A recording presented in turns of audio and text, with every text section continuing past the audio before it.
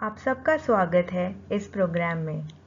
आज हम सीखेंगे सिचुएशनल लीडरशिप अप्रोच के बारे में, जिसे हर्शी और ब्लैंचर्ड ने विकसित किया है।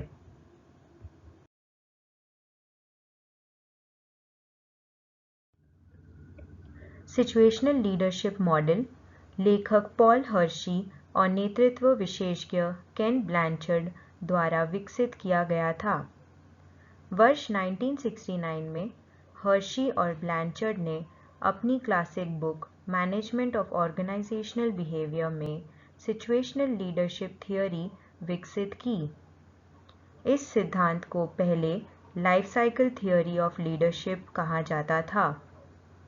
1970 के दशक के मध्य के दौरान इसका नाम बदलकर सिचुएशनल लीडरशिप थियोरी कर दिया गया।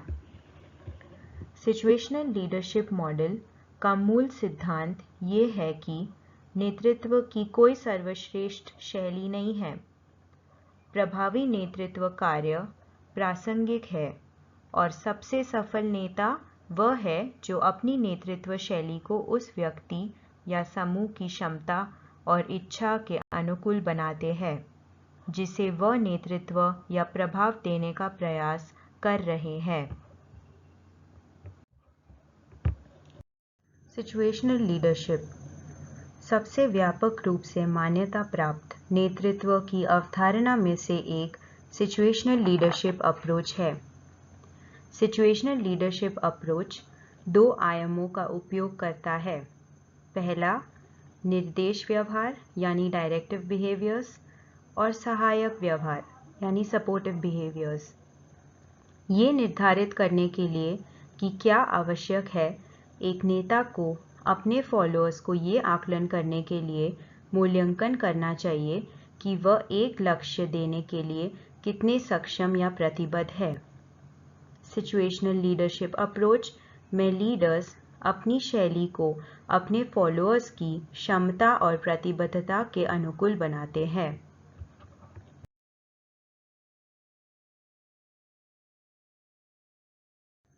सिचुएशनल लीडरशिप अप्रोच में दो व्यवहार के पैटर्न्स हैं।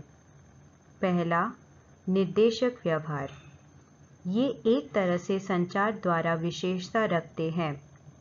यहाँ नेता दिखाते हैं कि क्या और कैसे काम करना है। फॉर एग्जाम्पल, निर्देशक नेता मार्गदर्शन और कोचिंग प्रदान कर सकते हैं, किसी कर्मचारी की भूमिका और जिम्मेदारियों को स्पष्ट कर सकते हैं, किसी भी बाधा को हटा सकते हैं जो कार्य को पूरा करने से रोकता है, और उचित होने पर पुरस्कार दे सकते हैं।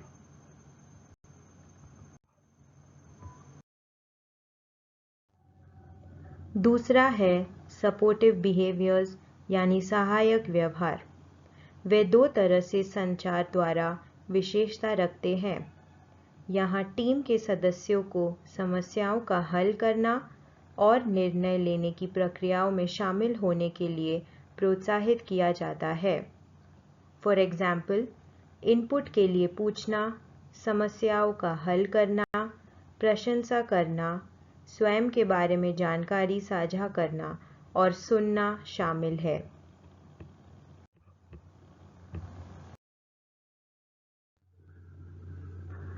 अब हम निर्देशन और सहायक व्यवहार की 4 श्रेणियों के बारे में जानेंगे। नीचे दिए गए सिचुएशनल लीडरशिप मॉडल 4 अलग-अलग लीडरशिप स्टाइल्स के बारे में बात करता है।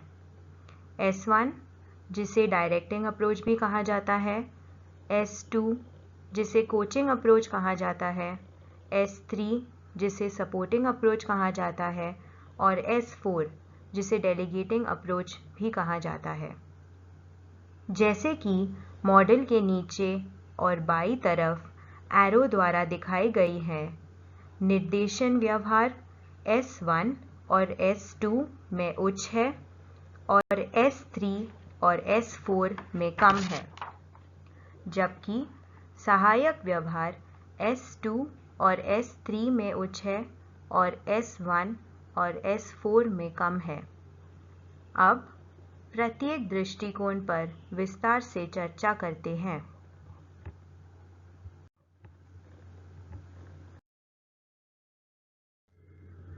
पहली शैली है हाई डायरेक्टिव लो सपोर्टिव बिहेवियर। इस अप्रोच में नेता लक्ष्य उपलब्धि पर संचार केंद्रित करता है और सहायक व्यवहारों में कम समय देता है। इस शैली का उपयोग करते हुए एक नेता इस बारे में निर्देश देता है कि लक्ष्यों को क्या और कैसे प्राप्त किया जाना है।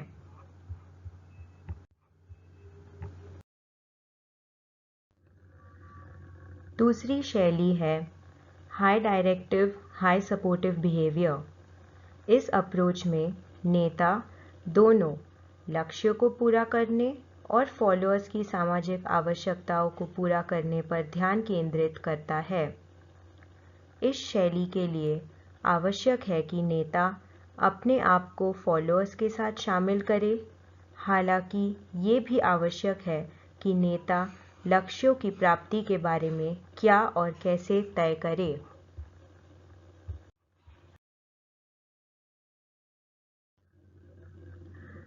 तीसरी शैली है हाई सपोर्टिव लो डायरेक्टिव बिहेवियर। इस अप्रोच में नेता सिर्फ केवल लक्ष्यों पर ध्यान केंद्रित नहीं करता है, लेकिन सहायक व्यवहार का उपयोग भी करता है। सहायक व्यवहार में सुनना, प्रशंसा करना, इनपुट के लिए पूछना और प्रतिक्रियाएं देना शामिल है। इस शैली का उपयोग करने वाला एक नेता फॉलोअर्स को दिन प्रतिदिन के फैसलों पर नियंत्रण देता है, लेकिन समस्याओं का हल करने में सहायता के लिए उपलब्ध भी रहता है।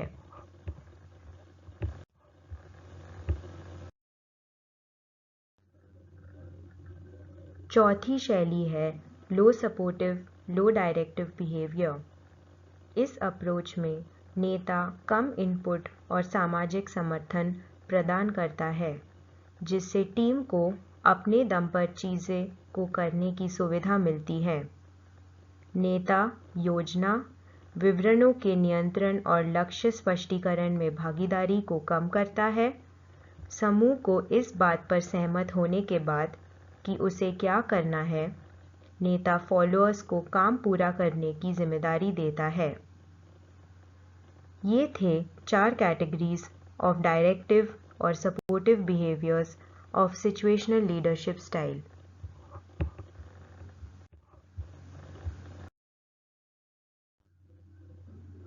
अब हम सिचुएशनल लीडरशिप मॉडल के दूसरे प्रमुख पहलू पर आगे बढ़ेंगे, जो है development levels of followers. Development level वो डिग्री है जिसके लिए फॉलोअर्स के पास लक्ष्य पूरा करने के लिए आवश्यक क्षमता और प्रतिबद्धता ज़रूरी है। ये इंगित करता है कि फॉलोअर्स के पास लक्ष्य के बारे में कौशल और दृष्टिकोण है या नहीं।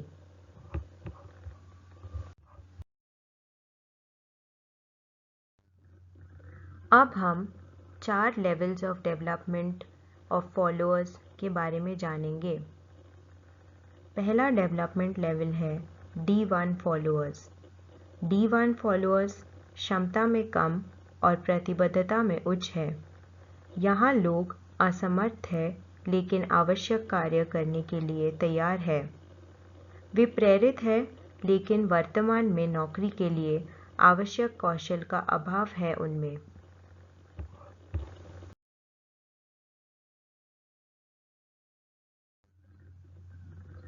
दूसरा डेवलपमेंट लेवल है D2 फॉलोअर्स। D2 फॉलोअर्स में कम से मध्यम क्षमता है, लेकिन वे प्रतिबद्धता में कम है। यहाँ लोगों ने नौकरी सीखना शुरू कर दिया है, लेकिन उन्होंने नौकरी के बारे में अपनी शुरुआती प्रेरणा को भी खो दिया है।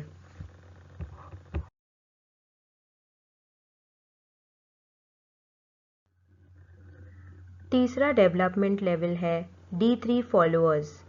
D3 फॉलोअर्स में उच्च क्षमता है, लेकिन उनकी प्रतिबद्धता कम, मध्यम, उच्च से भिन्न होती है। उन्होंने नौकरी के लिए कौशल विकसित किया है, लेकिन वे अनिश्चित है कि क्या वह खुद से लक्ष्य प्राप्त कर सकते हैं या नहीं।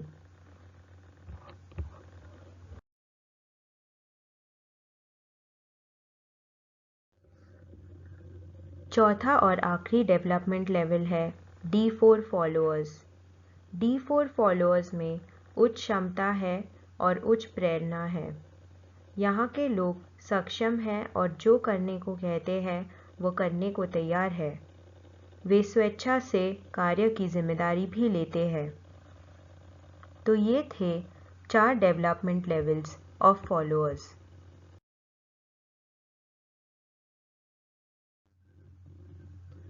अब तक हमने सिचुएशनल लीडरशिप स्टाइल के निर्देशन और सहायक व्यवहारों की 4 श्रेणियों को देखी है।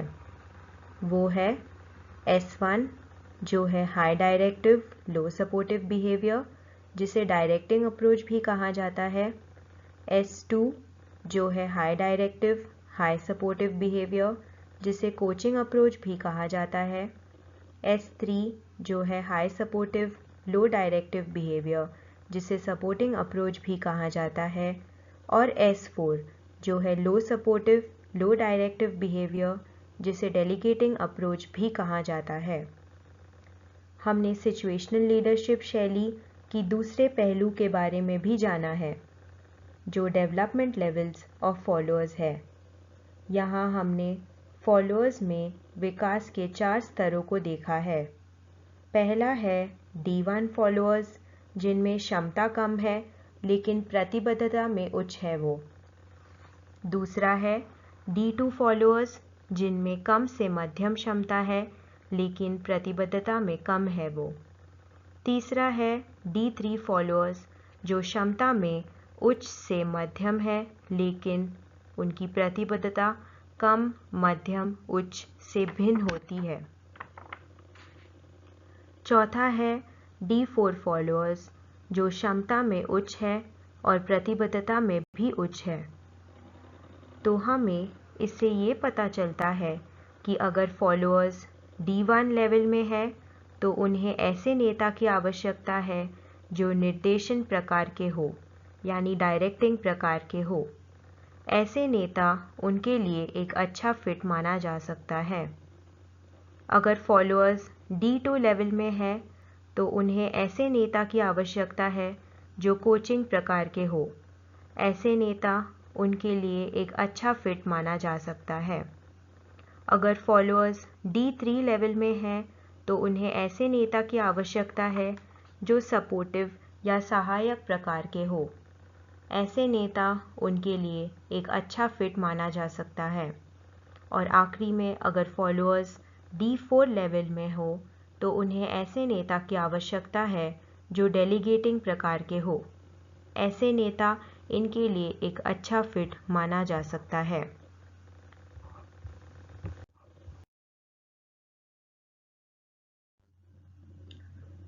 अब हम जानेंगे कि सिचुएशनल अप्रोच कैसे काम करता है। सिचुएशनल लीडरशिप अप्रोच का निर्माण इस विचार के आसपास किया जाता है कि फॉलोअर्स विकासात्मक सातत्य यानी डेवलपमेंटल कंटिन्यूम के साथ आगे और पीछे बढ़ते हैं, जो फॉलोअर्स की सापेक्ष क्षमता और प्रतिबद्धता का प्रतिनिधित्व करता है। नेताओं के प्रभावी होने के लिए ये आवश्यक है कि वह ये निर्धारित करे कि फॉलोअर्स डेवलपमेंटल कंटिन्यूम पर कहाँ है और अपनी नेतृत्व शैली को अनुकूलित करे ताकि वे अपने शैली का उस विकास स्तर से सीधा मिलन कर सके।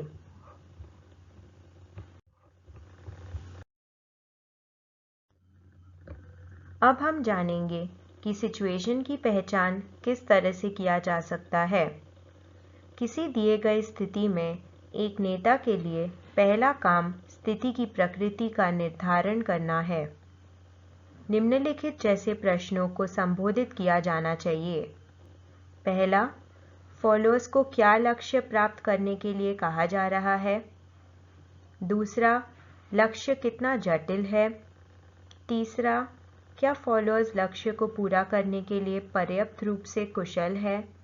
चौथा, क्या एक बार इसे शुरू करने के बाद उन्हें काम पूरा करने की इच्छा होती है? इन सवालों के जवाब लीडर्स को डेवलपमेंटल लेवल ऑफ फॉलोअर्स की पहचान करने में मदद करता है।